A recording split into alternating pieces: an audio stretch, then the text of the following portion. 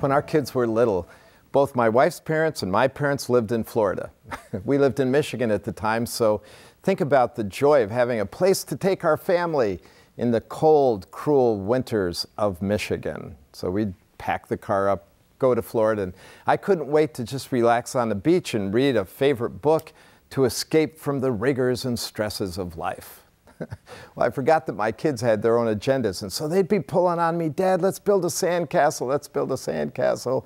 And reluctantly, out of parental guilt probably, I'd get up and go down to the water's edge and we'd start building sandcastles.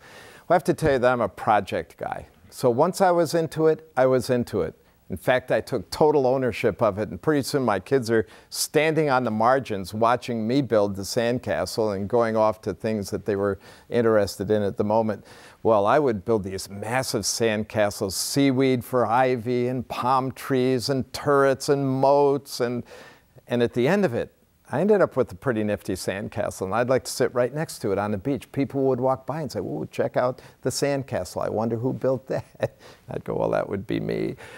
And then the day would come to an end, and we'd pack up our stuff and we'd go to the car, and I'd glance back at our sandcastle, and we'd come the next morning to the beach, same place, only something bad had happened in the night. High tide had come in and washed the sandcastle out.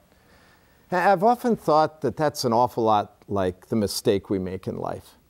Like, life is about now, about the sandcastles I build, about drawing attention to my accomplishments in life. When Jesus comes along and writes a different story, in Luke chapter 12, he says, "These things fade away. Sell what you have. Give to the poor. Do something that counts for eternity. Make treasures in bags that grow not old. For where your treasure is, there will your heart be also." And I just can't escape the fact that building life for us, the piles, the stuff, the sandcastle, seems very appealing in a moment, but in the end is worth zip.